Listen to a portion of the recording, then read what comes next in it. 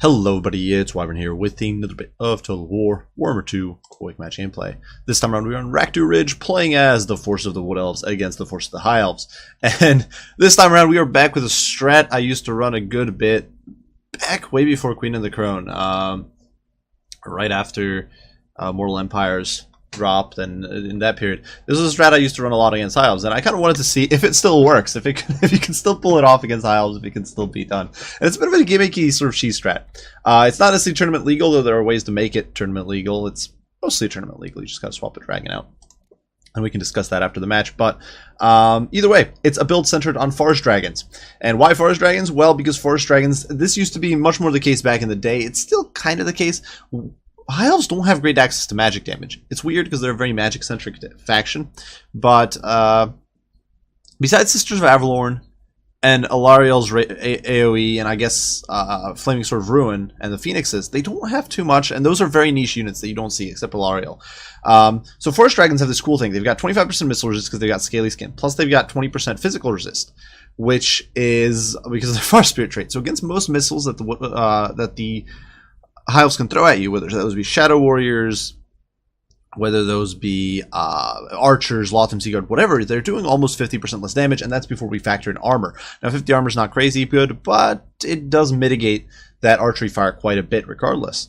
And one of the most common counters High Elf players will use against Wood Elves is just spamming mass non-AP missiles. So it's a pretty potent counter against that.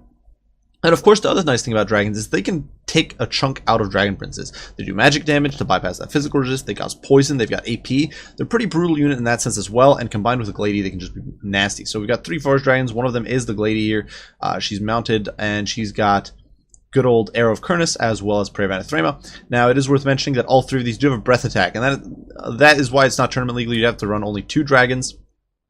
Probably run them different. Maybe run like the Glady on an Eagle, and that way probably free up some money for the Regiment for now and Wild Rangers. But yeah, the 3 breath attacks can potentially melt infantry units, whether early game, late game, whatever, and you can snipe out critical targets that way. Now for a front line here, this is definitely a very rush heavy build. We do have 5 units of Dryads. These guys will just anchor the line, hold down, and buy me some time for the dragons to do work. They are backed by a single branch wraith here who's sitting around doing not very much. She's got Earthblood, Milkos Miasma, as well as Penumbral Pendulum to mess up archer lines. Scroll of Shielding, which can sometimes come in useful. The other Trickster's Charge, which is a nice little debuff. AoE, minus 22% magic resist. Synergizes really well with dragons and dryads, so really nice little ability there. And we do also have the Call of the Woods, providing the additional melee attack, and Smoke and Mirrors to help speed ourselves up potentially. Besides that, we do have 2 units of Way Watchers. Not much to be said for them. They are simply there to suppress my opponent's elite. So especially Sisters of Avalorn, Dragon Princes, Dragons, and that sort of thing. That's what these guys are really there to counter. Now for my opponent's build, a little bit of a oddball. For his Lord, he's running with a Princess. Not necessarily a bad choice, though definitely one you don't see all that often. She's mounted on Eagle, so almost like a Glady there. She's got Volley of High Arrows, Volley and Foe Seeker. Her melee stats are all right, though definitely not going to be wanting to tangle with all those dragons. She is also backed by a Major Shadows down here, which is an interesting choice against Wood Elves. Perhaps looking to get that slow with the Milkos Miasma. My opponent does have Pit of Shades in there as well. Potentially to nuke some infantry blobs, but I didn't bring much infantry. Definitely not much valuable infantry, so I'm not too concerned. Now, in the meantime, for his front line, my opponent just brought a bunch of spears. Makes sense. They've got silver shields. They can soak up damage. They'll trade okay with Eternal Guard, and they can handle Wood Elf Cav fairly well. Some white lines of Krace in the back supporting them. Weirdly enough, Swordmaster of Hoeth, and this is really the one iffy pick here. Now, Swordmasters do have a shield. They've got a 20% shield save with their deflect, but if I was to make a recommendation, I'd dump them for another Cav unit, because my opponent does have Silver Helms as well as Dragon Princes over here, but he could easily get another Cav unit on the field, in my opinion.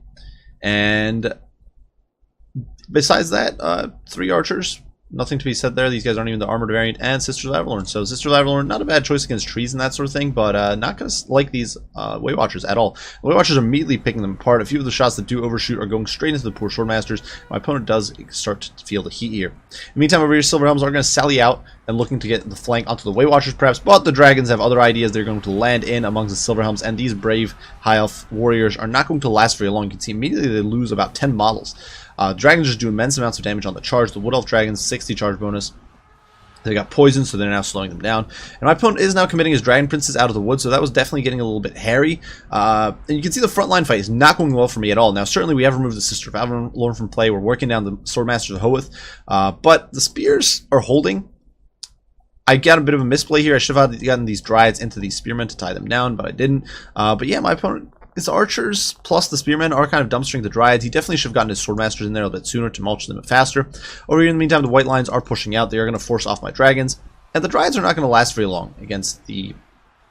They're not going to last very long against the white lines. Dryads are really only good against high elf spearmen and good at compromising backlines later, but they really don't do well against most of the high elf infantry corps, so you do have to be aware of that. And I do still like them in this matchup, just with their holding potential, but definitely something to be wary of. Over here we do drop Prey of Anathema on these Dragon Princes and immediately dive in, and you can see just how much damage we're doing here. These guys lost about half their model strength in the space of a few seconds.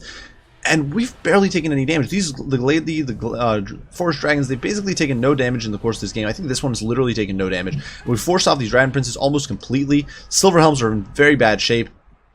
My opponent is running out of threats, and that's the key with this build. You want to pick off the big threats, and then you've got 3 dragons to just roam around and be an absolute pain in the rear, do whatever the hell they want. Your opponent can't counter it. Now that said, my opponent doing a very good job here on the front line, wrapping it up. Of course, I invested a lot less. This is all told about 3,000 gold worth of front line. My opponent's countering that with probably a good 8,000 gold worth of front line and shooting, so in support. So obviously not the worst sort of exchange for me. That said, he's definitely going to be removing those rides, which could be a problem later on. Fortunately, though, we do get rid of the mobility here. The Silver Helms get completely torn apart. Now, the archers are trying to do some hurt, but like I said, we've got 50 armor. We do have that 45% resistance against their missiles, which is really, really nice. And the Silver Helms here completely broken. I don't know if they'll rally. I kind of doubt it. 4 models. Now it's time to pick apart at the White Lions, so that's just what we're doing. The Dragon Vlob continues, and it's...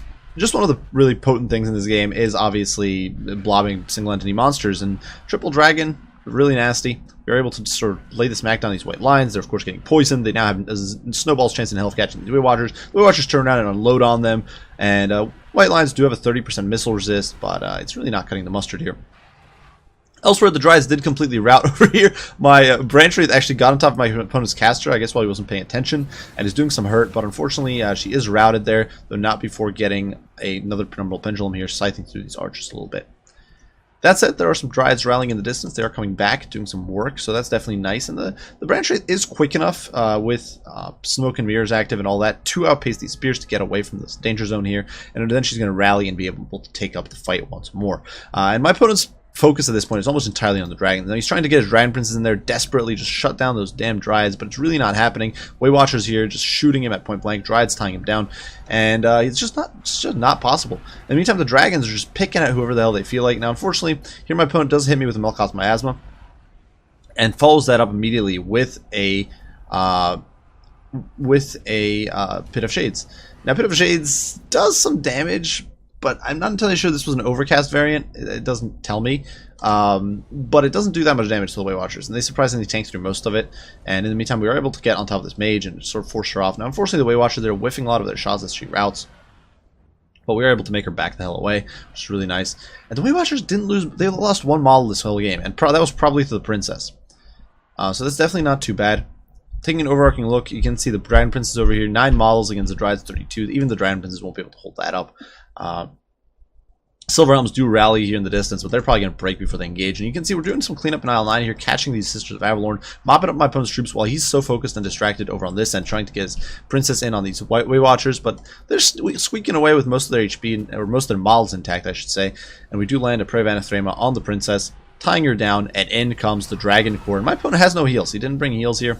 So he's not going to be able to heal this Princess back up to strength. You can see she's taking massive amounts of hurt. Obviously, the lady and the dragons are just way more powerful than she is. And immediately gets dumpstered and is forced to flee for dear life. Now, the eagle is faster than the dragons. And because of the way... Now, when she's poisoned, she's not faster. But because of the way aerial attack animations work, if you're moving away from an opponent, they can't really hit you. Fun fact, if you're ever outnumbered or outmatched by your opponent in aerial melee blobs. Just run away. and they're going to struggle to hit you, especially if they've got single entity flyers. With bats, they can pull it off, but otherwise difficult. In the meantime, over here, the spearmen are kind of bogged down fighting the branch wraith and the dryads, so definitely not going too hot for them. Our dragons still in very good shape, and now picking off the threats looking to harass our poor Weight Watchers, who still have 40 and 39 models. They're up to 2 chevrons and 1 chevron, I do believe, so they've had a crazy good game. Over here, I did try to use this Force Dragon to chase the princess off the field, but it just didn't work. So we're just going to pull him back, because that's a waste of time and effort. We're just never going to be able to capture. It's not even worth the attempt. Over here, though, we're going to try to snare my opponent. You can see the spearmen pushing in, so we're going to turn the Weight Watchers into melee. Now, Weight Watchers are not terrible in close quarters. Definitely not a dedicated close quarters units, but despite Melchized's Miasma and all that going down here, they're going to be able to take on these spears, especially with the help of the big pop-ups of Force Dragon here. My opponent is dropping another Pit of Shade, sort of desperate last-ditch effort to melt these Weight Watchers, but it's just not going to cut the mustard. It damages his own spears. The spears are going to rout. Our dragon over here is positioning for a breath attack. Unfortunately, my opponent does reposition here, but we are going to get a breath down the line here on these archers, and they completely get melted. They lose about half their strength instantly, maybe 30 models or so, and they are completely broken. Not shattered, I guess, quite yet. In the meantime, another breath attack is about to go down on these archers, the 65 unit, and they were just in the middle of repositioning, and so they take a nasty 40 model loss, and so that is basically game at this point. My opponent has very little resources. He does have his princess, but she's way out of position, and that's going to be army losses and the end. So definitely a tough match there. I didn't actually miss the mage getting shot by my princess, or by my lady with arrow of Gurnus, as well as her homing arrows. But yeah, it was brutal. Now, this build I think is still functional. Now, is it the most effective build against high elves? Not necessarily. It's definitely a bit gimmicky. It's not tournament legal, though. Like I said, if you want to make it tournament legal, it's fairly easy, in my opinion. Ditch the Glady's dragon mount, stick her on an eagle, and replace one of the dryads with the Wardens of Sithrall. That would be the way I would go about making this build tournament legal. Besides that, everything here is tournament legal, and the triple dragon is of course disgusting. It's very, very powerful, and as you saw, it just turned those dragon princes to instant mush. Same thing with the silver helms; they got dumped really, really quickly. Got very little done that game. The Weight Watchers had an absolute field day because there was so much pressure on my opponent. He wasn't able to get the backline compromised with this cav. Now, against other high elf builds, sometimes they'll go very heavy on heavy cav. It can be a little bit more of a struggle, but the dragons can often still win out because they're just so good at tearing apart cavalry. You can just tie them down on like one unit, breath attack them, stuff like that. Get some pretty nasty results. Weight Watchers, yeah, they're good. They can give you the opportunity you need. Obviously, if you need to get rid of... If your opponent does a sort of new box with, say, Alethanar and a bunch of shooting infantry, then you definitely want the Weight Watchers to shoot down the Sisters of Avalorn before you go in with the dragons. You can tank the normal archers pretty well, and if they're blobbed up, you can get really good breath attacks to decimate them. But the one thing you don't want to be doing is going to Sisters, because they just do so much damage. They're basically ignoring your armor. They're ignoring your physical resist, and that 25% resistance is not going to save you. Another thing that's worth mentioning is that you can put give your Glady the banner item that she's got, and it does increase your ward save by, I think, 6%. So you can actually get up over 50% missile resist to physical missiles, which is pretty cool. Now, as far as my opponent's build, Silky Starry here. By and large, I'd actually say it's an okay build. My main recommendations on what to change would be ditch the princess. She doesn't really give you anything unique here or anything super useful. Replace her with... honestly, I'd say Alariel. I was about to say my opponent might not have had a DLC, but he definitely does have the DLCs because he's got the Sister of Avalorn. I'd consider Alariel, maybe Teclis for the net, but Teclis is a bit more vulnerable. But Alariel with net and Tempest is very, very powerful here. Or not net, with Tempest and Frost Protection and Earthblood is just very, very strong against the Wood Elves. Plus, she does grant that magic damage aura. She does grant some amount of physical resist and all that sort of stuff, which is very, very nice to have. I don't think this, and I also don't think if you're gonna go with Lord and Caster, I probably wouldn't bother with Mage of Shadows. I think Mage of Shadows just isn't that useful against Wood Elves. Probably high magic if you want to go budget and just spam ward saves and heals. If you want to just have heals, Life Bloom, or well, obviously Lord of Life is a good one. I just don't think Shadows is very good against the Wood Elves. maybe if you went with a super mobile build with like a horde of dragon princes and silver helms, you might want that Malkoth's miasma, but and maybe like enfeebling foe, and that could be a cool and probably pretty viable strat against Wood Elves. But yeah, definitely wouldn't recommend Shadows without those spells or with the Pit of Shades, because Wood Elves don't usually spam elite infantry. You're not going to get too much value out of Pit of Shades. Now, obviously, my opponent got 2 Pit of Shades here on the Way Watchers, but Way Watchers, as long as the models are intact, they don't give a damn. They'll keep shooting. The other oddball pick here was definitely the Swordmasters of Hoeth. I would not bring them. I think you could easily get 2 more units of archers. You could probably downgrade your Silver Helms to the unshielded variant and get a second unit of Dragon Princes. Like you ditch some chevrons probably, and just Silver Helms get swapped out, and boom, you're set. And in my opinion, that would be a much better investment than Swordmasters. Swordmasters are way overkill for Wood Elf infantry, and they're way too easy to target. Like the Way Watchers farm them for kills, and that's not what you want. You don't want your elite infantry getting shot up by Wood Elves. So that's just my two cents there. I do hope you guys enjoyed the video. Hope you found it entertaining, fun to watch, and all that good stuff. As usual, don't hesitate to post your comments, critiques, questions, all that down below, and I will do my very best to respond as soon as I can. I do thank you all for watching, and I will see you all in the next one. Wyvern out.